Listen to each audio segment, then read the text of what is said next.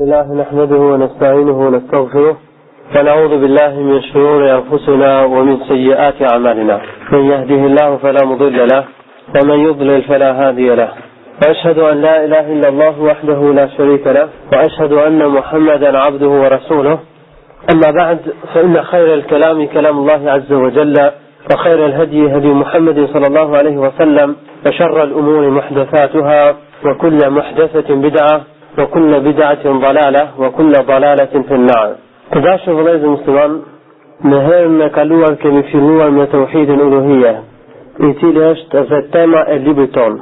Në këtë bisedë bi'idhnillahi tebaraka ve teala do të flasim rreth disa çështjeve të cilat kanë të bëjnë me ibadetin, me adhurimin, sepse tauhidul uluhia është njësimi I Allahut të lartësuar në ibadet. Me kushtuar ibadetin vetëm Allahut të lartësuar. Kjo është dhe domethënia e fjalës la ilaha illallah, nuk ka të adhuruar tjetër përveç Allahut të lartësuar. Prandaj ne do të cekim disa çështje të cilat kanë bënë me adhurimin. Kanë thënë dietarët se ibadetet e gjymtyrëve nuk pranohen në qoftë se nuk ekzistojnë punët e zemrës, në qoftë se nuk ndihmohen nga punët e zemrës, si dashuria, nënshtrimi, mbështetja, frika, mbrojtja, shpresa, e të tjera për punëve të zemrës, sinqeriteti, e të tjera për punëve të zemrës. Pra, punët e gjymtyrëve janë rrjedhoja asaj që gjendet në zemër. Janë rrjedhoja asaj që gjendet në zemër. Burojnë nga punët e zemrës. Baza është në zemër. Prandaj, në qoftë se baza nuk është e rregullt, si rezultat, si rrjedhoja dhe punët e gjymtyrëve nuk do të jenë të pranuara tek Allahu subhanahu wa ta'ala.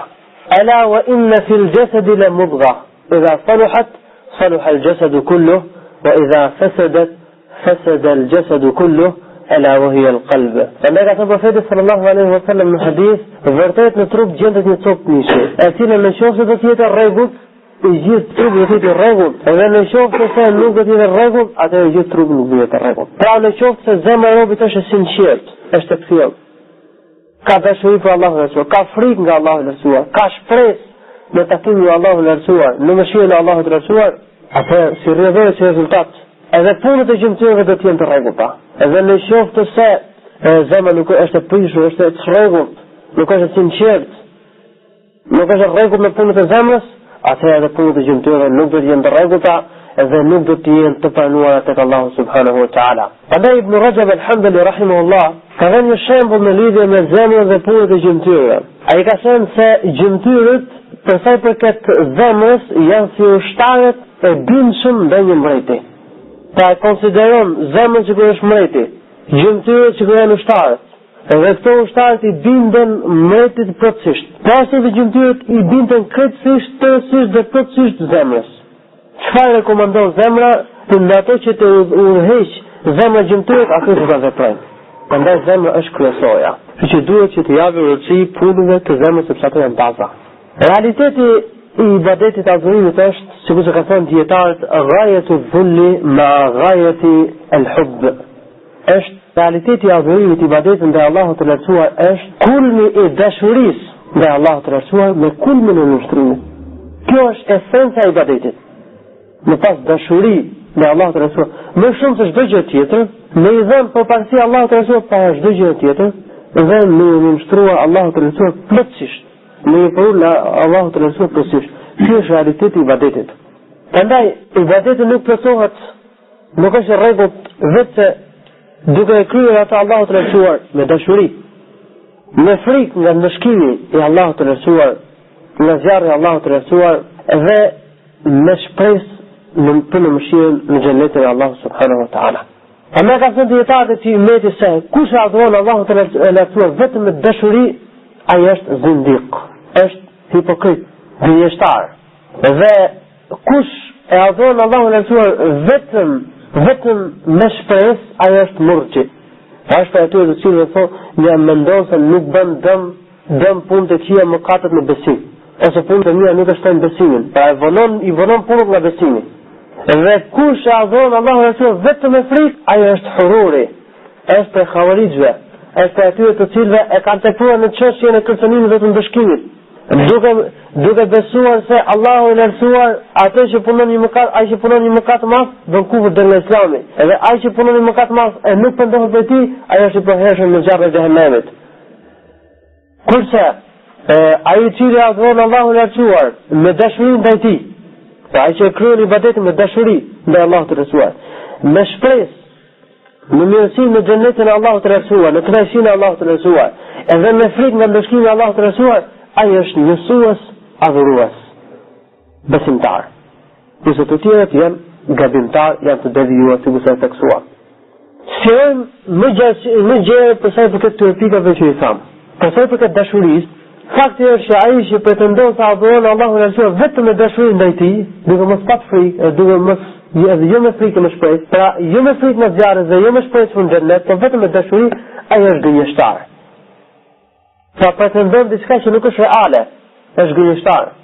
Edhe ka shumë njerëz që thonë se ne duam Allahun e lartësuar, por në realitet ata nuk e duan Allahun e lartësuar, vetëm pretendojnë. Prandaj vërejën shumë për tyre nuk i përmban sunetit të Muhamedit sallallahu alaihi wasallam. Veprojnë mëkate, veprojnë krime, veprojnë vepra të ndryshme. Pse sikur ta donin Allahun e lartësuar, do të veprojnë atë që e don Allahu i lartësuar.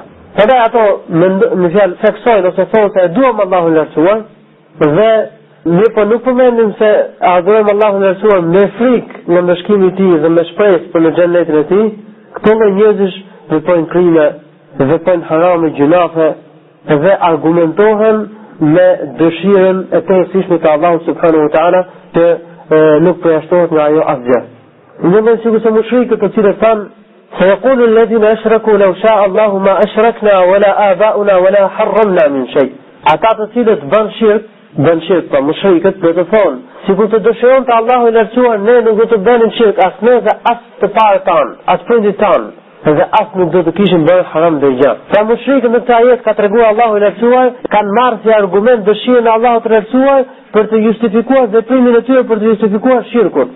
Padyshim që Allahu i lartësuar përgjithësoi dhe u tha atyre: كذلك كذب الذين من قبلهم حتى ذاقوا بأسنا قل هل عندكم من علم فتخرجوه لنا إن تتبعون إلا الظن وإن أنتم إلا تخرصون. Kështu përgjithësohen edhe ata të cilët ishin para tyre derisa e përjetuan ndëshkimin ton. Derisa përjetuan ndëshkimin ton. Thua, keni ju ndija, argument për këtë me nxirrni të shfaqni, ju nuk ndiqni gjë tjetër vetë hamendjet, edhe ju nuk bëni gjë tjetër vetë vijeni. Ta mushrikët nuk ndiqin fakte dhe argumente në fjalën e tyre se ne po veprojmë sipas dëshirës së Allahut të lartësuar dhe se Allahu ka dëshiruar për ne shirkun, prandaj ne po veprojmë kështu. Ata të cilët thonë që ne e duam Allahun e lartësuar, e adhurojmë Allahun e lartësuar me dashuri ndaj tij, dhe veprojnë haramet e mëkatet në ndjekin sunetin e Muhamedit sallallahu alaihi wasallam, edhe pasi pyeten pse i veproni haramet dhe gjunafet, thonë që kështu ka dëshiruar Allahu për ne, edhe ne kështu po veprojmë, ata veprojnë dhe thonë fjalët e mushrikëve. Edhe përgjigja ndaj tyre është përgjigja që ka dhënë Allahu i lartësuar për mushrikët në Kur'an. Gjithashtu Allahu i lartësuar ka thënë në surën Zukhruf: "Law sha'a ar-Rahmanu ma 'abadnahum." Ata mushrikët kanë thënë sikur dëshironte mëshiruesi Allahu i lartësuar, ne nuk do t'ju adhurojmë idhujt putnat.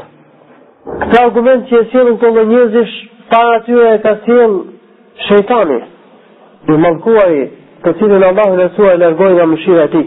Ka thënë Allahu në Kur'an në surën Al-A'raf: "Qala fabima aghwaytani la aq'udanna lahum sirataka al-mustaqim." Ai tha, për shkak se ti mua më humbe nga rruga e drejtë, unë do të ulem aty në rrugën do të ulem në rrugën e drejtë. Pra për shkak se ti më humbe mua, unë do të ulem aty në rrugën e tyre të drejtë. Pra do të ulem, do t'i pengoj ata, do të vi djasat dhe majta, sikur se është përmendur në ajetin që vjen, në mënyrë që ata mos të falenderojnë ty. Ta ka marrë si argument shejtani në këtë ajet faktin që Allahu i lartësuar ka humbur ata. Është argumentuar në kaderin e Allahut të lartësuar. Prandaj ata të cilët marrin si argument dëshirën e Allahut të lartësuar në veprimin e mëkateve janë gënjeshtarë, ndjekin hamendjet edhe iluzionet e mendimit të tyre. Nuk kanë fakte, argumente e prova për këtë që e thonë apo e veprojnë. Ai i cili pretendon dashurinë e Allahut të lartësuar duhet që ta vërtetojnë ato me fakte dhe me argumente. E vërtetimi i saj është që njeriu të veprojnë ato që don Allahu i lartësuar edhe të largohet nga ajo që e don Allahu i lartësuar. por si njihen ato që i don Allahu i lartësuar? Ato njihen duke i marrë vetëm nga shariati. Nga ajo që ka ardhur me të Muhamedi sallallahu alaihi wasallam.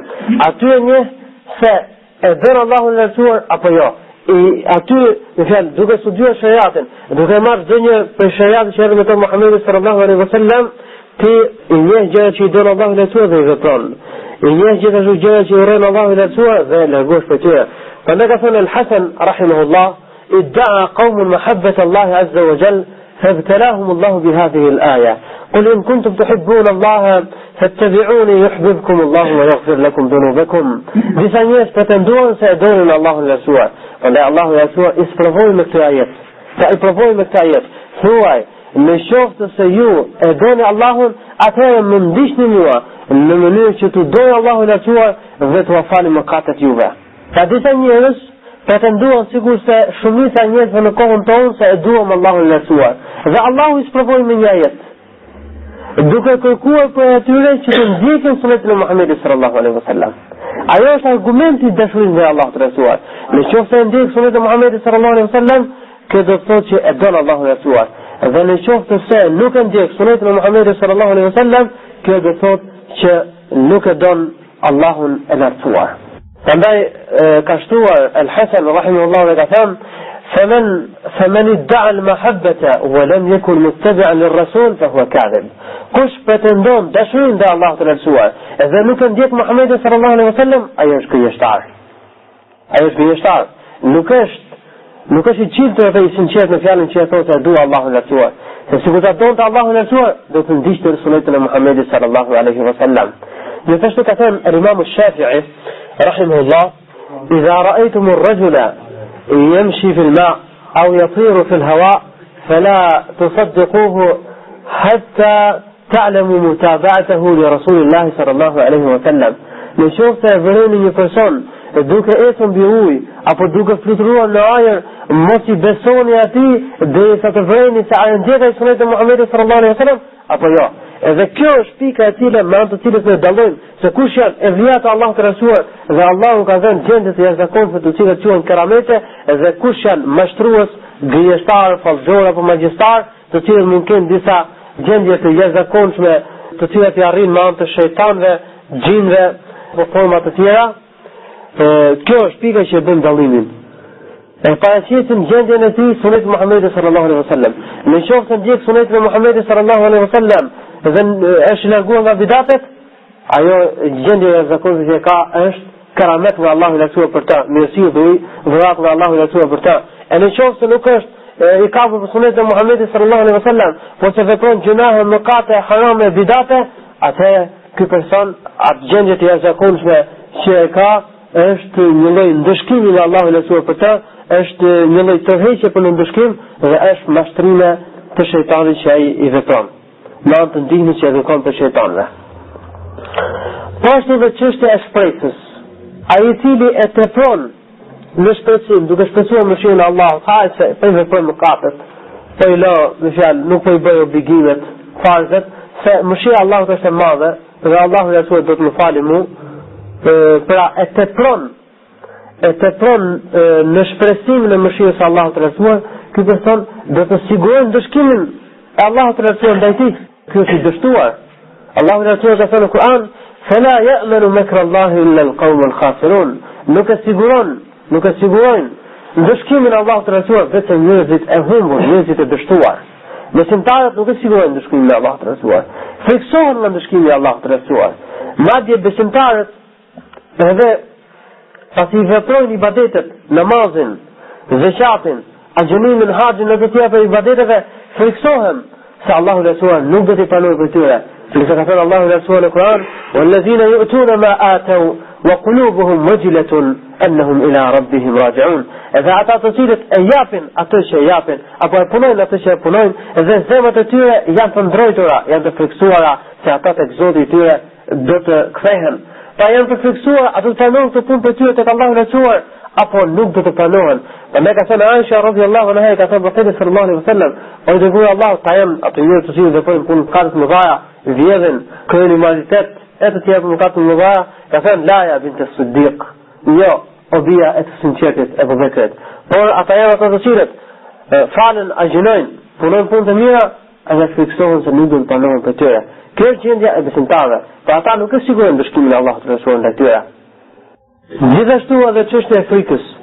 Ai i cili e tepron në frikë, kjo bën, pra e tepron duke në frikën që ka nga Allahu i Lartësuar, kjo do bën që të mendojnë keq për Zotin e tij.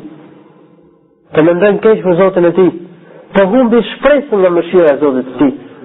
Edhe mëkatet që ju kujtohen, mendon se nuk do t'ia falë Allahu i Lartësuar, se do të ndëshkohet në zjarrin e xhenemit, se nuk do t'i panohet pendimi, se nuk ka vend për to në mëshirën e Allahut të Lartësuar e gjëra të tilla. Edhe ky person, edhe ky lloj teprimi është një lloj mohimi patjetër. Prandaj Allahu i Lartësuar ka thënë në Kur'an: "Innahu la yay'asu min rawhillahi illa al-qawmul kafirun."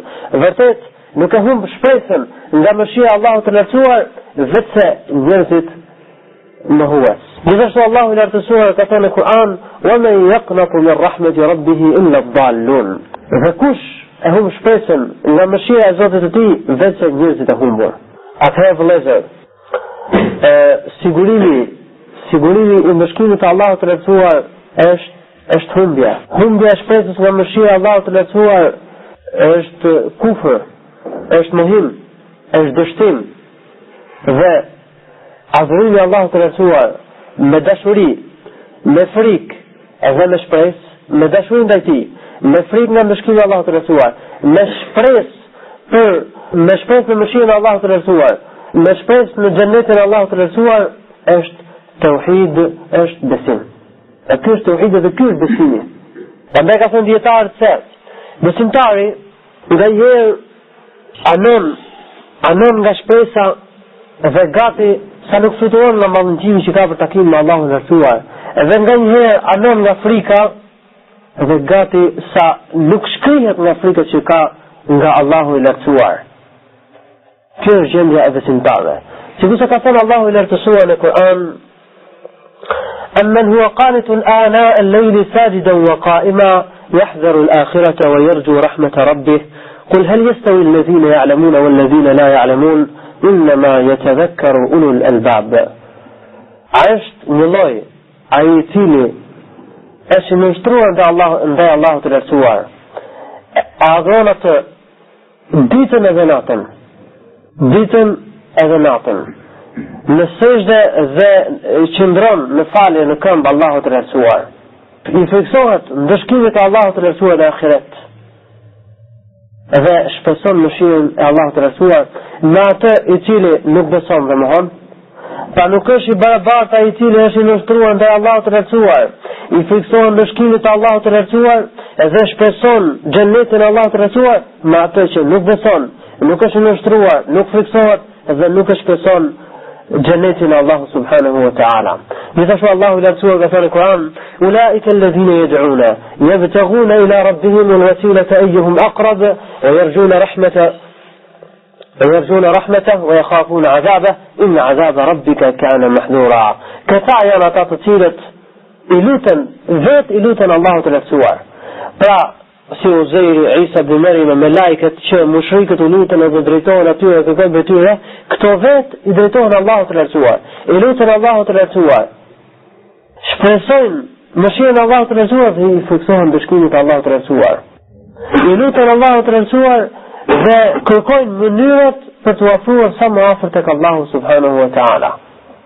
E ka përmendur Allahu i Lartësuar për njerëzit e tij më të afër, si për shembull për Isa alayhis salam, për Uzejrin, për melajket, se ato e kanë frikë mbëshkimin e Allahut të Lartësuar dhe shpresojnë xhenetin e Allahut të Lartësuar, shpresojnë mëshirën e Allahut të Lartësuar. Gjithashtu Allahu i Lartësuar ka thënë në Kur'an për profetët: "Innahum kanu yusari'una fil khairat wa yad'unana raghaban wa rahaba wa kanu lana khashi'in."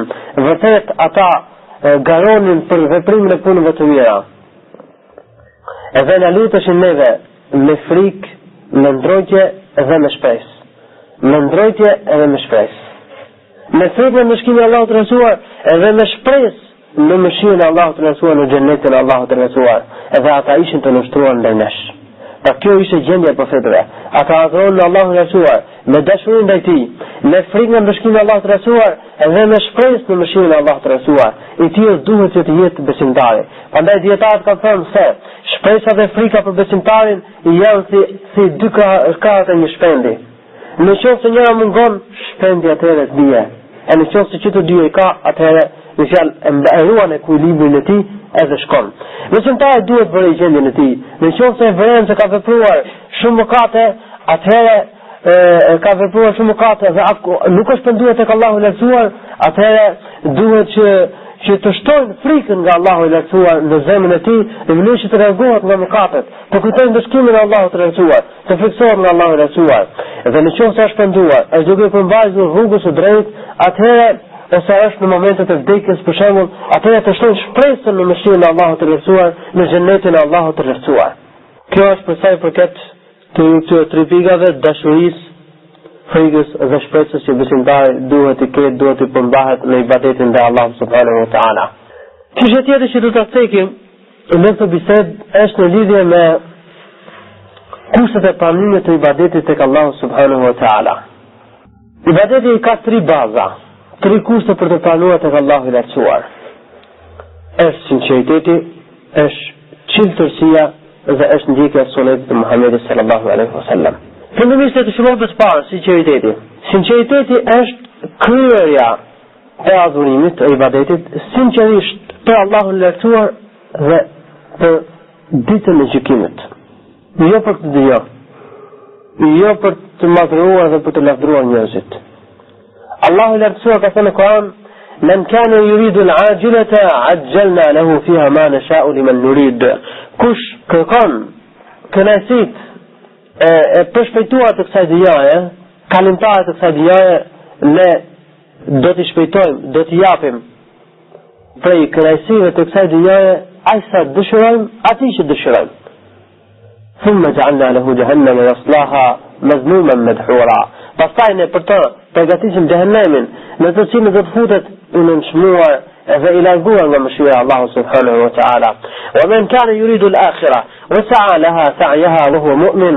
Dhe kush me punën e tij ka për qëllim ahiretin, ka për qëllim ahiretin, angazhohet dhe mundohet plotësisht për të arritur një gjë të tillë, duke qenë besimtar, fa ulaika kana sa'yuhum mashkura. Vërtet puna e këtyre ka qenë është mirënjohur tek Allahu i Lartësuar, është pranuar tek Allahu subhanahu wa taala, është lavdruar tek Allahu subhanahu wa taala. Gjithashtu Allahu i Lartësuar ka thënë në Kur'an: "Men kana yuridu hartha al-akhirati nazid lahu fi harthihi, wa man kana yuridu hartha ad-dunya nu'tihi minha, wa ma lahu fi al-akhirati min nasib." Kush dëshiron këtë dynja me punën e tij, kush ka për qëllim këtë dynja, fitimin e kësaj dynjaje, kënaqësitë e kësaj dynjaje, ne do të japim atij besaj. Edhe kush ka për qëllim me punën e tij ahiretin, shpërblimin tek Allahu i Lartësuar në ahiret, ne do të japim atij atë. Dhe më thënë Allahu i Lartësuar i jep atë që dëshiron. Men kan yuridu hartha al-akhirati nazid lahu fi harthihi. Ka thënë Allahu i Lartësuar kush dëshiron shpërblimin e ahiret, Allahu i Lartësuar i jashton shpërblimin atij. Edhe kush dëshiron me punën e tij këtë dynja, Allahu i Lartësuar do t'i japë atij që kërkon. Gjithashtu Allahu i Lartësuar ka thënë në Kur'an: "Men kana yuridu al-hayata ad-dunya wa zinataha nuwaffi ilayhim a'malahum fiha wa hum fiha la yubkhasun." Kush dëshiron me punën e tij jetën e kësaj dynjaje dhe kënaqësitë e historisë të kësaj dynjaje, ne do t'i japim atij për kësaj dynjaje. Edhe as pak nuk do të paksohet atyre ajo që ka caktuar Allahu i Lartësuar për ta në këtë dynjë. Ulaika alladhina laysa lahum fil akhirati illa an-nar. Këta janë ata të cilët në ahiret nuk kanë vend tjetër veç zjarrin. Wa habita ma sana'u fiha wa batilun ma kanu ya'malun. E gjithë ajo që e kanë punuar do të zgjidhsohet. Edhe gjithë ajo që e kanë punuar, që e kanë vepruar, është e pavlerë tek Allahu subhanahu wa ta'ala, e pa pranuar tek Allahu subhanahu wa ta'ala. Pra ai i cili synon me punën e tij këtë dynjë të lavdrohet nga njerëzit, ka për qëllim vetëm këtë dynjë, nuk ka për qëllim Allahu i Lartësuar dhe ahiretin, puna e tij është azhësuar, vendi i tij është i zjarri dhe ai nuk merr as pak shpërblim tek Allahu subhanahu wa ta'ala. Prandaj profeti sallallahu alaihi wasallam ka thënë hadithin që ka transmetuar Buhari dhe Muslimi në dy sahihat e tyre nga Umar ibn Khattab radhiyallahu anhu: "Innama al-a'malu bin-niyyat wa innama likulli imrin ma nawa." Vërtet të gjithë punët janë sipas niyetave, sipas qëllimit që ka njeriu. Dhe çdo njeri ka për të gjetur, ka për të marrë për urësubi atë që ka pak jetë me to. Faman kanat hijratuhu ila Allahi wa rasulih, fa hijratuhu ila Allahi wa rasulih. Kush e bën njëtin e tij, njëtin në hijretin, shpërnguljen e tij nga vendi i qafirëve për vendin e muslimanëve, për hir të Allahut dhe për të dërguarin e tij, fa hijratuhu ila Allahi wa rasulih. Hijreti i tij është për tek Allahu dhe i dërguari i tij. Edhe kush e bën hijretin për të dyja apo për të arritur për të martuar me ndonjë grua, hijreti i tij është për atë qëllim që ai e ka patur. Gjithashtu ka transmetuar Buhari në Sahihun e tij nga Abu Musa al-Ash'ari radhiyallahu anhu se një burrë ka pyetur profetin sallallahu alaihi wasallam dhe ka thënë: "O i dërguari i Allahut, الرجل يقاتل شجاعة والرجل يقاتل حمية والرجل يقاتل رياء فأي ذلك في سبيل الله?" O i dërguari i Allahut, njëri lufton për të thënë për të që ajo është trim, që është guximtar. Një trim tjetër për të shfaqur, për të dukur, ose lufton për fanatizëm, për mbrojtjen e fizikut të tij. Edhe një tjetër lufton për syfaqësi, për të dukur, për të lavdëruar, për të madhëruar nga njerëzit. Kush prej tyre është në rrugt të Allahut të Rasulullah? Muhamedi sallallahu alaihi wasallam ka thënë: "Man qatala li takuna kalimatu Allahi hiya al-ulya, fa huwa fi sabilillah." Kush lufton që fjala e Allahut të Rasulullah të jetë më e larta, ai është në rrugt të Allahut të Rasulullah. Pra, ai i cili e bën xhihadin për hir të Allahut të Rasulullah, për të ngritur fjalën e Allahut të Rasulullah, ai është në rrugt të Allahut të Rasulullah. Kurse të tjerët nuk janë në rrugt të Allahut subhanahu wa taala. Realiteti është që hadithet të cilat flasin për sinqeritetin janë të shumta. Edhe nuk përmton kohë që ne t'i përmendim të gjitha, por mjafton të argumenti që i përmendëm për të theksuar se sinqeriteti është për kushteve të pranimit të punës tek Allahu i Lartësuar, edhe se pa sinqeritet puna nuk pranohet tek Allahu subhanahu wa taala. Po kalojmë tek kushti i dytë. Kushti i dytë i pranimit të punës është çiltërsia. Pra, ky është për kushteve të veprimit të punës. Çiltërsia që njeriu të jetë i vendosur në punimin e një pune. Kuptimi i çiltërsisë dhe i vendosmërisë është që njeriu të angazhohet plotësisht, edhe të japi mundin e tij për veprimin e punëve të mira, për të zbatuar ato që ka urdhëruar për të Allahu i Lartësuar dhe për të ndaluar nga ato që i ka ndaluar Allahu i Lartësuar. Pastësinë ta lënë anash, demelizmin ta lënë anash, të përmbahet rrugës së drejtë që erdhi me tonë Muhamedi sallallahu alaihi wasallam, ta frenojnë veten e tij nga epshet dhe nga tekat e nefseve të tij me frenin e devotshmërisë. Kjo është realiteti i çiltërsisë, i vendosmërisë, e sidq. Allahu i Lartësuar ka thënë në Kur'an: "Ya ayyuhalladhina amanu ittaqullaha wa kunu ma'as sadiqin." Ai të cilët keni besuar, friksohuni Allahut dhe behuni prej të çiltëve. Behuni prej të çiltëve. Gjithashtu Allahu i Lartësuar ka thënë në Kur'an, duke i lavdëruar besimtarët e parë, të cilët i dhanë besën Allahut të Lartësuar dhe e vërtetuan në mënyrë të vendosur atë që i dhanë për të besën Allahut të Lartësuar. E plotësuan atë dhe nuk e thyen përmtimin që Allahu subhanahu wa taala. Ka thënë Allahu në Kur'an: "Min al-mu'minina rijalun sadaqu ma ahadullah alayh."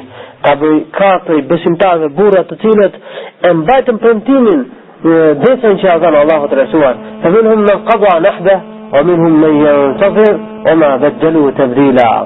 Ka për tyre të cilët u vranë në rrugë të Allahut të Lartësuar, dhe ka të tjerë të cilët presin duke i përmbajtur asaj që ka dhënë besën Allahut të Lartësuar dhe as pak nuk ka ndryshuar. Pra besimtarët e parë, shokët e Muhamedit sallallahu alaihi wasallam, luftuan në rrugë të Allahut të Lartësuar për përhapjen e fesë së Allahut të Lartësuar.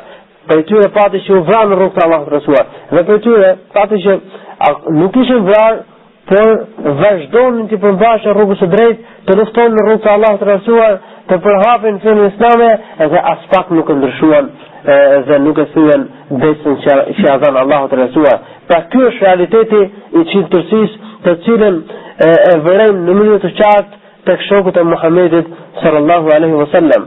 Allahu i Lartësuar ka thënë në Kur'an gjithashtu në fillim të surës Al-Ankabut: "Alif Lam Mim أحسب الناس أن يتركوا أن يقولوا آمنا وهم لا يفتنون." Alif Lam Mim, a menduan njerëzit se ne do t'i lëmë që të thonë besuam dhe mos i provojmë? Mos i provojmë. وَلَقَدْ فَتَنَّا الَّذِينَ مِنْ قَبْلِهِمْ فليعلمن الله الذين صدقوا وليعلمن الكاذبين. Ne I kemi sprovuar ata të cilët ishin pa atyre. Allahu në thot do t'i dalloj ata të cilët فليعلمن الله الذين صدقوا وليعلمن الكاذبين. Allahu në thot do t'i dalloj ata të cilët janë të çiltë të sinqert besnik dhe ata të cilët janë kundërshtar. Pra me sprova do të dallohen besimtarët që I përmbahen rrugës së Allahut rrezuar, që janë të çiltur, që janë të vendosur, që nuk thehen, nuk e thyen premtimin e Allahut rrezuar, I zbatojnë urdhrat e Allahut rrezuar dhe janë të vendosur në atë që veprojnë, dhe ata të cilët janë të lukunur, të cilët me disa sprova dalin nga rruga edhe përfundojnë Allahu rrezuar në gjendje të tillë. Kama ka ardhur në Sahihun e Muslimit nga Abi Huraira radhiyallahu anhu se profeti sallallahu alaihi wasallam ka thënë المؤمن القوي خير وأحب إلى الله من المؤمن الضعيف وفي كل خير. Besimtari fort është më I mirë dhe më I dashur tek Allahu I lartësuar se sa besimtari I dobët. Tek të gjithë ka mirësi. Ihris ala ma yanfa'uk wasta'in billahi wa la ta'jaz. Interesohu për atë që të bën dobi ty. Kërkoj ndihmën Allahut të lartësuar dhe mos u bëj I paaft. Ihris ala ma yanfa'uk wasta'in billahi wa la ta'jaz. Kërkoj ndihmën Allahut të lartësuar dhe mos u bëj I paaft. Pra, në këtë hadith vërejmë nxitje për të punuar shkaqet, për mos të qenë I paaft, për të qenë I vendosur edhe për të mbështetur Allahut të lartësuar. Ihris ala ma yanfa'uk. Pra, interesohu, aktivizohu për atë që të bën dobi ty. Aktivizohu në kryerjen e ibadeteve. Mos u bëni paaft. Kulor fasdore, jo këtë ka dëshiruar Allahu për mua, jo s'kam mundësi, jo kështu, jo ashtu. Bëhu I vendosur dhe vepro. Bëhu aktiv. Mos u bëni paaft. Edhe pasi të kesh vepruar, kërkoj ndihmën Allahut të lartësuar, mbështetu Allahu subhanahu wa taala. Kjo është feja. Të punosh shkaqet dhe ti mbështetesh Allahu subhanahu wa taala. Wa in asabaka shay'un fala taqul law anni fa'altu kadha lakana kadha ولكن قل قدر الله ما شاء فعل فإن لو تفتح باب الشيطان. Dhe në qoftë se të godet diçka, të bie diçka me fatkeqësi në gjë, mos thuaj sikur kisha bërë kështu do të bëhej kështu. Nëse dëshpërimi, hidhërimi, mos kënaqje me atë që ka caktuar Allahu dhe për të. Por thuaj taktimi I Allahut, atë që ka dëshiruar e ka vepruar për mua. Taktimi I Allahut, atë që ka dëshiruar e ka vepruar për mua. Sepse vërtet fjala lau sikur e hap rrugën e shejtanit. Kur thuhet në shenjë për dëshpërim, hidhërim dhe mos kënaqje me atë që ka caktuar Allahu dhe për ne. Ka në këtë hadith profeti sallallahu alaihi wasallam na ka nxitur që të jemi të vendosur, të jemi të çiltër dhe të punojmë të aktivizohemi e mos të jemi naiv, mos të jemi mas pasivitetit, por që të jemi aktiv, të jemi të gjallëruar edhe të punojmë në mënyrë që të kryejmë haramet. Sa ai I cili nuk është I çiltër, e mashton shejtani, e mundi nepset e tij, edhe vepron haramet e mëkatet. Ka shumë njerëz që veprojnë mëkat. Dëshirojnë që të largohen prej tij, por se u mungon vendosmëria, ajo që e quajmë sidq, në thënë çiltërsia, vendosmëria për të lënë atë haram. Ka shumë njerëz që e kupton se është duke mashtruar shejtani, është duke ndjekur efshet, mirë I mungon vendosmëria që bën fjalë për ta, e cila ekzistonte tek shokët e Muhamedit sallallahu alaihi wasallam, edhe me të cilën duhet të pajiset çdo besimtar. Pra, në qoftë se do të gjendet tek besimtari niyeti I sinqert dhe vendosmëria e pakthyeshme, atëherë patjetër që puna do të ndodhet te Zoti me Allahu te barekuta. Në qoftë se do të kesh niyetin e sinqert për hir të Allahut të lartësuar, edhe vendosmërinë e pakthyeshme, atëherë do të bëhet puna. Kjo është forma. Në qoftë se dëshiron të bësh mëkat, apo të veprosh një ibadet, përpiqesh që të arrish këto dy gjëra në veten tënde. Niyetin e sinqert, qëllimin e sinqert për hir të Allahut të lartësuar dhe vendosmërinë e pakthyeshme. Këto dyja të bën që të veprosh ibadetin. Edhe të kalojmë te kursi I tretë, që është ndjekja e sunetit të Muhamedit sallallahu alaihi wasallam. Mos të lodhemi në veprimin atyre punëve të cilat nuk janë sipas sunetit të Muhamedit sallallahu alaihi wasallam, sepse ato janë të papranueshme tek Allahu subhanahu wa taala. Ndoshta një njeri e ka sinqeritetin dhe vendosmërinë për të vepruar punën dhe e bën atë, por ajo nuk është në përputhshmëri me sunetin e Muhamedit sallallahu alaihi wasallam, prandaj nuk pranohet tek Allahu subhanahu wa taala. Sepse profeti sallallahu alaihi wasallam ka thënë në hadithin që ka transmetuar Aisha radhiyallahu anha, man ahdatha fi amrina ma laysa minhu fa huwa radd. Kush shpik në çështën tonë, në fen tonë, atë që nuk është për saj, ajo është refuzuar. Pra kush punon një punë e cila nuk është në përputhshmëri me shariatin, me sunetin e Muhamedit sallallahu alaihi wasallam, ajo është refuzuar, është e papranueshme tek Allahu dhe Resulullah. Ka ardhur transmetim tek Muslimi, man amila amalan laysa alayhi amruna fa huwa radd. Kush punon një punë e cila nuk është sipas çështjes tonë, pra fesë tonë, sunetit e shariatit tonë, ajo është refuzuar e papranueshme tek Allahu subhanahu wa taala. Këto janë argumente dhe shumë argumente të tjera të cilat tregojnë se sinqeriteti, se ndjekja e sunetit të Muhamedit sallallahu alaihi wasallam është kusht për pranimin e punës tek Allahu subhanahu wa taala. Atëherë, në qoftë se mungon njëra nga këto kushte, puna ose nuk mund të bëhet fare, ose nuk është e pranueshme tek Allahu dhe Resulullah. Në qoftë se njëri nuk ka vendosmërinë, atëherë le të ketë dëshirë për të punuar, le të ketë sinqeritet ai. Ai do të ketë thjesht në fjalë mendime, iluzione, shpresa, por fjalë nuk di diçka në shesh, nuk di, në fjalë nuk përfiton për ti. Sepse nuk ka vendosmëri. Se person që mendon se unë do bëj kështu, do kërkoj dijen, do mësoj Kur'anin, do bëj dave, vetëm fjalë duhet për ti, vendosmëri. Ai nuk ka. Dhe kjo është një lloj, mund të them një lloj hamendje, një lloj laicitje, nuk ka rezultat për ti, nuk ka sukses për ti personi i cili vetëm fjalë edhe nuk punon. Punë në pas dore. Nuk është i vendosur, pa nuk ka çeltësi. Edhe ai i cili e ka çeltësin, por nuk është i sinqert, ai ose vepron shirk të madh, ose shirk të vogël. Shirku mas është kur punën, në fjalë, kur qëllimi për punimin e punës ka qenë diçka tjetër, jo Allahu subhanahu wa taala. Domethënë, këtë si punë në bëvë diçka tjetër, nuk vetë Allahu dhe Resulullah. Ai për shembull, jap një shembull, për shembull, e jep sa ka vetëm që ta shikojë njerëz, nuk ka pak qëllim tek Allahu dhe Resulullah. Ose për shembull, e fal namazin vetëm që ta shikojë njerëz dhe mos dëshkohet me sultani. Sa nuk ka as pak besim zemre dhe nuk ka pas sinqeritet për Allahun e Resulullah. Kjo është shirku mas, kjo është nifak, hipokrizi, të ndjenjë e sa pa diskutim.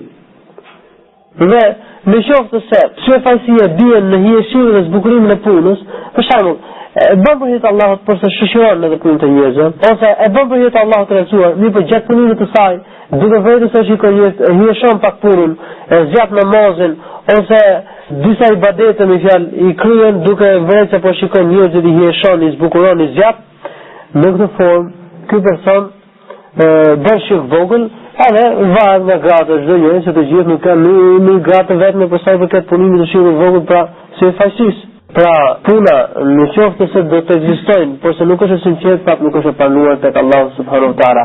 Gjithashtu në qoftë se ekziston vendosmëria dhe njeti i sinqert dhe puna bëhet, por se nuk është në përputhshmëri me sunetin e Muhamedit sallallahu alaihi wasallam, ajo nuk pranohet tek Allahu subhanahu wa taala. Prandaj është pretur Al-Fudail ibn Iyad rahimahullah në komentin e fjalës së Allahut të Resulullah: الذي خلق الموت والحياة ليبلوكم أيكم أحسن عملا. Ai i cili ka krijuar jetën dhe vdekjen në mënyrë që të sprovojë juve se kush për jush do të punoj punë më të mira. Është për se kush janë ata që punojnë punë më të mira, për çfarë punësh bëhet fjalë këtu? Bëhet fjalë në këtë jetë, ka thënë aswabahu wa akhlasa. Ai i cili ka më të sakta edhe më të sinqerta. Është përëtur, i kam thënë, është do të thotë me saktë dhe me sinqert.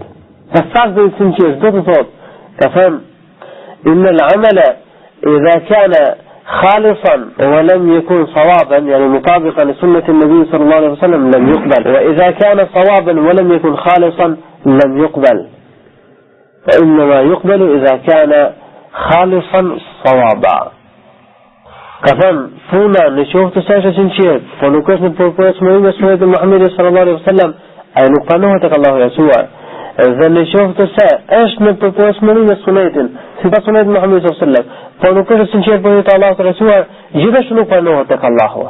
Puna pranohet vetëm në qoftë se është sipas sunetit dhe është sinqerisht në hyrje të Allahut të Rësuar. E thënë Allahu në Kur'an: "Faman kana yarju liqa'a rabbih falyamal 'amalan salihan wa la yushrik bi'ibadati rabbih ahada." Kush e shpreson takimin me Zotin e tij dhe të punojë punë të mira, domethënë nuk është falyamal 'amalan salihan, la të punojë punë të mira, domethënë në përputhshmëri me sunetin e Muhamedit sallallahu alaihi wasallam, ولا يشرك بعبادة ربه أحدا. Dhe në adhurimin e Zotit të tij dhe në ibadet mos i bëjnë shok Allahut të Rësuar asgjë. Si bëhet qartë për sinqeritetin. Mos më bëj syfasi shirk Allahut të Rësuar në ibadet.